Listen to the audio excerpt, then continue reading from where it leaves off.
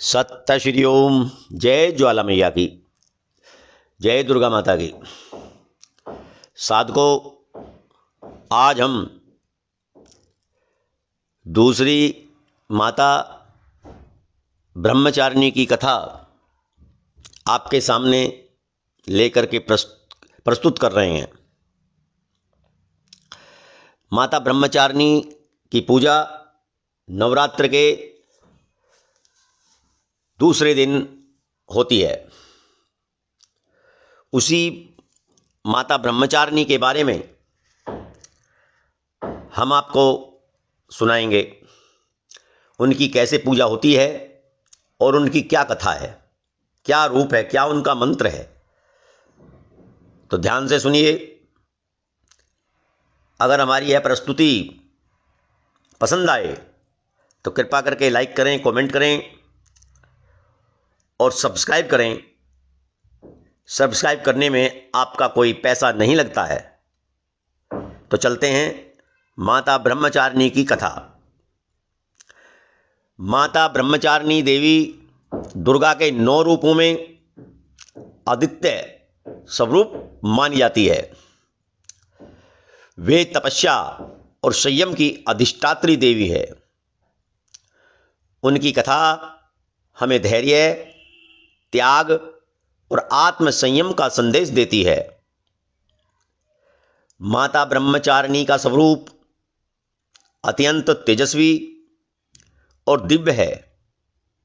वे श्वेत वस्त्र धारण किए हुए हैं। उनके एक हाथ में जपमाला और दूसरे हाथ में कमंडल रहता है।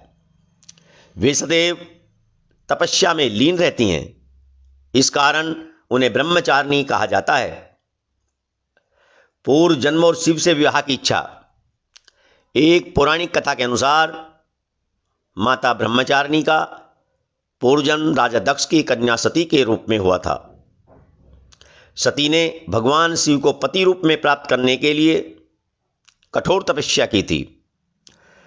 किंतु जब उनके पिता राजा दक्ष ने शिव का अपमान किया तो सती ने योगाग्नि द्वारा स्वयं को भस्म कर लिया। फिर अगले जन्म में वे हिमालय राज के घर पार्वती के रूप में जन्मी।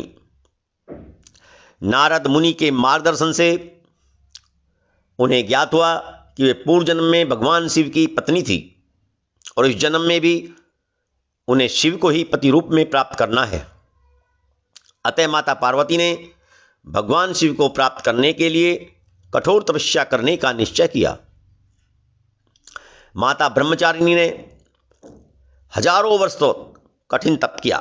प्रारंभ में उन्होंने केवल फल फूल खाकर तपस्या की। फिर कई वर्षों तक केवल बेलपत्र और सूखे पत्ते खाकर शिव आराधना में लीन रही। अंततः उन्होंने अन्न जल भी त्याग दिया और घोर तपस्या करने लगी। उनकी इस कठोर साधना से समस्त देवता, ऋषि मुनि और यहां तक कि स्वयं भगवान शिव भी प्रसन्न हुए। उन्होंने पार्वती को दर्शन देकर कहा कि वे शीघ्र ही उनसे विवाह करेंगे। माता पार्वती की कठोर तपस्या के कारण उन्हें ब्रह्मचारिणी नाम प्राप्त हुआ। उनकी इस अद्भुत साधना और अडिग संकल्प को देखकर देवताओं ने उनकी स्तुति की। अंततः भगवान शिव ने पार्वती को अपनी अर्धांगिनी के रूप में स्वीकार किया और उनका विवाह संपन्न हुआ।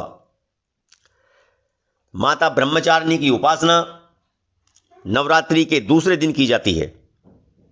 उनकी उपासना से भक्तों को आत्मसंयम, साधना, धैर्य और तप का वरदान प्राप्त होता है। उनके आशीर्वाद से साधक को जीवन में सफलता और सिद्धि की प्राप्ति होती है। ओम देवी ब्रह्मचारिण्ये नमः। इस मंत्र से साधना काल में ब्रह्मचारिणी माता का जप करें। जो भक्त श्रद्धा और विश्वास के साथ माता ब्रह्मचारिणी की आराधना करते हैं, वे जीवन में कठिन से कठिन परिस्थितियों का भी सामना करने में सक्षम हो जाते हैं। माता का यह स्वरूप हमें सिखाता है कि धैर्य, तप और साधना के बल पर हम किसी भी लक्ष्य को प्राप्त कर सकते हैं। तो साधकों, ये थी माता ब्रह्मचारिणी की कथा। आशा करते हैं कि आपको पसंद आई होगी। यदि पसंद आई है तो कृपा करके लाइक करें, कमेंट करें, शेयर करें और सब्सक्राइब भी कर दें। जय माता की।